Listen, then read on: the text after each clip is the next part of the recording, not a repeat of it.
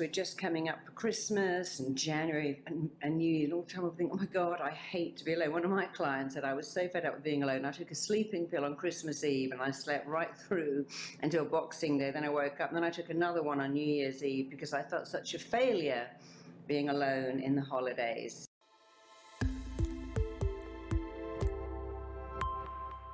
So how many of you know that song, Looking for Love in All the Wrong Places? Because that song is such a metaphor for what happens. We come onto the planet needing love. There's no doubt about that. When we're born, we have two driving needs, and here they are. When we're born, our driving need is to survive, to make it, because our odds weren't that great not long ago. But in order to make it, you need two things. You need to find connection and avoid rejection. And not that long ago, that is how you survived. You survived by finding connection, avoiding rejection, belonging to a tribe. And it was all fairly easy. You lived in a tribe, everyone was like you were like them, you married someone that was in the tribe. And now our life has changed so dramatically because we don't need a tribe anymore. We can live in an apartment, get Uber and Amazon to deliver everything we need and never connect to anyone, and we will still make it. But we still have this terrible fear of rejection. We are hardwired and coded to dread rejection, to fear rejection, and to need to hook up. And it's great to hook up. There's another song I love which says, love makes the world go round. And that's so true. My grandmother used to say, she was immensely wise, a world without love is like food without salt. And I always loved that. I thought, yeah, that's true. You can have food without salt, but it's not quite as nice. So we want love. I love love. We all love love. But how do you find it? And this is the problem. We look for love in the wrong places. I need to find love. I'm going to go to a bar and find someone. I'm going to go to a club. I'm going to go out with hundreds of people who all look just like me and kind of meander around and try and find my perfect guy, my perfect girl, my perfect partner. And here's the problem. You can only find love that lasts if you can do one thing. To find love, you must believe you are lovable. In fact, that's the only thing you need to do to find love. Love is not to be chased. Love is not to be earned or worked for or bought or run after. And I see so many kids, 16-year-old girls, 15-year-old boys, 20-year-old people who are trying desperately to make someone love them. And it doesn't want to go, I do everything for them. I buy them stuff. I do stuff. I'm trying to make that person see that I'm the perfect one for them. Unfortunately, that doesn't work. In order to find love, you need to do one thing and one thing only, and that is believe you are lovable. And many people, women especially, in order to believe they're lovable, will think, well, I'm going to have surgery, I'm going to have breast implants or liposuction or butt implants, or I'm going to get great makeup or wear designer clothes. And men too, I'm going to, pretend I've got this great car, I'm going to big up myself in order to make you love me. But if you have to do that, then inside you don't really feel you're lovable. In order to be lovable, nothing has to be removed from your body, nothing has to be injected in, nothing has to be waxed off or applied. In order to find love, you need one thing and one thing only, and here it is. You must believe you are lovable. You will attract love to the degree that you believe you're worth it. People say, yeah, but I don't even know, how do I even do that? So let's start right at the beginning. For all of you listening in, let's take a breath and decide, yeah, I want love. Who wouldn't want love? Love completes you. There's nothing better than having someone to wake up to and come home to. People say, I'm fine without love. And that's okay. I was too for a long time. I was a single parent. I had a very nice life. But then when I found love, it really is the icing on the cake. It makes everything so much better than it already was. Because having someone that goes, I've got it, I've got your back. For me, when my husband says to the builders, never talk to my wife, ever, go through me. For me, that's like foreplay. I don't have to talk to the builders. I don't have to deal with people. My husband intervenes. He's always got my back. And I love that. Other people say my wife. And of course, we're not gender specific. We're talking about gay people who may have a partner, a wife, a husband. People always write to me and say, why don't you include people who are not straight? But I am. Many of my dearest friends, in fact, all my daughters' godparents are gay. And I love that. So in order to find love, you must believe you're lovable. How do you do that? Well, it's actually very simple. You have to say to yourself every day, I am lovable just the way I am. I'm worthy of love. I deserve love. I have something to offer. Many people think, right, I'm going to focus on the qualities I want in my perfect person. What do they look like? What do they do? What are their values? And that's fine.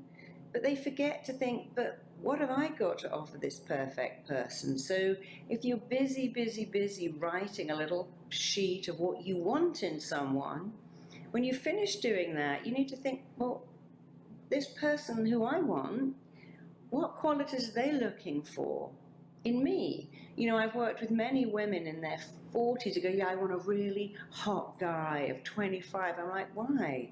Well, because I want someone really hot. I'm like, but what are you going to talk about? And if you're 45 and you have a 25-year-old boyfriend, that's cool. But when you're 65 and they're 45, it's not quite so cool. You can't forever go clubbing and you're looking at the wrong thing. You want someone hot. I get that. You need to be sexually attractive, but that's not enough. In fact, that's the fastest thing to go away. So not only look at the values you require in someone, but look at what they're looking for. And then decide that you are what they're looking for. That's the big way to feel lovable. I am what my perfect guy or perfect girl is looking for. I'm warm, I'm kind, I'm funny, I'm interesting, I'm sexy, I'm compelling. And you've got to get over this belief that, well, you know, I'm not a perfect 10, I don't have a great body, I don't look like a supermodel. You may be surprised to know that some of my unhappiest clients are supermodels. My neighbors always go, wow, I saw, these Victoria's Secret models turn up in a limo, come into your house. What's wrong with them? They've got everything. I'm like, no, they really haven't. And I could never betray my individual clients, but I can tell you right now that many of my clients or models will say, every guy I date, they diminish me. They put me down. They feel inadequate. So here's a little seesaw. Let's imagine this is a seesaw, and here's a supermodel, and here's her guy or girlfriend, whatever. And often they feel that this supermodel is up here, so it's not equal. And when you feel someone is better than you, you have two choices. Embellish yourself or diminish them. If your partner is a gorgeous, hot supermodel, it's kind of hard to embellish yourself, so your next choice is diminish them. Well, you're not very smart, you're not intelligent, you have a job that doesn't use your brains, one day your looks will fade, that's all you've got. And they're really trying to do that. So we start like this, but nobody can do that unless you let them. And you have a choice to never let them. So I've worked with many supermodels, many famous actresses who appear perfect. And people who are perfect are, in my experience, two things: unhappy and often alone. Ava Gardner, Elizabeth Taylor, Rita Hayworth, Greta Garbo, all these goddesses from the 60s and 70s, they all went into isolation, they went into seclusion, they hid themselves away because they couldn't cope with the disappointment. Bridget Bardot, probably the most sexiest woman on the planet, said, I gave the best of me to men, they all let me down. I gave what's left of me to animals, and they never disappoint me. And here is a stunningly beautiful woman who felt let down all the time. I'm only telling you that story to have you understand that being beautiful is no guarantee that you'll find love. You might attract someone, but keeping them is a whole different story. In order to find and maintain love, you need one thing and one thing only: an absolute belief that you are lovable. Now, it must be a belief. You go, I can fake that, I'll pretend. But if you pretend, people pick that up. It must be an unshakable, unwavering belief that you're lovable. So how do you do that? Well, let me tell you, because it's so easy. Look in the mirror every day and go, hey, there you are. Look at you. You are so gorgeous, so lovable, so worthy of love, so deserving of love. Don't add, yeah, but My hair's a mess. I've got fat thighs. I don't earn enough money. I don't have a home of my own. How can I bring someone back to my apartment? I share it with 3 other guys, 2 other women. I just work as a waitress. That's the problem. You start to negate your lovability with a but. When you have a baby, you never go, oh yeah, this is lovable, but this one isn't a designer baby. This one's got a funny, wonky smile, and it's not lovable. We are born knowing we are lovable. And when you know it, other people know it too. So the way to feel lovable, there are really 2 things that will massively increase your sense of being lovable and worthy of love. And when you know you're worthy, the whole world joins you, and they are looking in the mirror and going, there you are. I love you. You're looking good today. You are so lovable. Don't quantify it by what you're doing, what you're earning, because you're not your salary. You're not your job. You're not your childhood. You're not your weight, your shape, your size. You're definitely not your years. You have to expand into knowing you're lovable by looking in the mirror, going, there you are. I love you. You are lovable. Secondly, you must praise yourself a lot. I deserve love because I'm lovable. I'm a good person. I'm a kind person. I'm an amazing person. I am a lovable person. You know, many years ago, well, maybe not, 3 years ago, I was doing one of my RTT trainings, and up came this girl called Gillian, and she was the demonstration model to work for weight loss. And she happened to mention that she was a single parent of a teenage son, and she had a great problem attracting love because she felt she was overweight and heavy. Nobody would ever love her. And so we did a session really about her weight, but I began to add in, you know, you're so lovable, you're warm, you're magnetic, people are so attracted to you. She was heterosexual, so I said, guys are attracted to you. They find you so warm and magnetic. And she came in the next day until the weirdest thing happened. I took the tube home, and a guy hit on me immediately, and that's never ever happened. I'd been at your course all day, I'd been crying, I wasn't all dressed up, my makeup was running, and he hit on me and he asked me out. And I loved that, and she has found love since. And we had another girl on my course who always found men who diminished her. When I took her back, she went back to a scene where she was walking around the garden with her father, who was desperately ill, and she was trying to make him love her. She was saying things like, Dad, do you love me? Are you proud of me? And he kept saying, why should I be? For what? You haven't done anything. You're not as good as your sister. You're not as smart as your brother. And her father would not tell her he loved her, and he would not tell her he was proud of her, because he came from that old school of thought. If you praise someone, you spoil them. If you spoil them, you ruin them. That is complete nonsense. You never ruin someone by telling them you are lovable. So she had a block. If my own dad doesn't love me, how could I ever find love?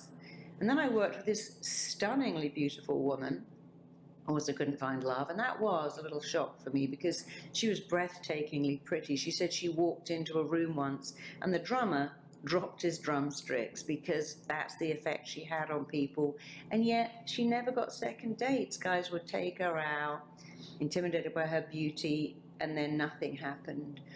And when I was talking to her, she said, my dad used to say the same thing every day from the minute I was born. Nobody will ever love you like me. You will never find a man to love you like I love you. You couldn't find anyone to love you like me. And without meaning to, he programmed her to believe that. And I remembered that story so well because many years later, my best friend and I had babies almost at the same time, and we were both feeding our babies. I'd gone to visit her in Newcastle with my baby. She had hers.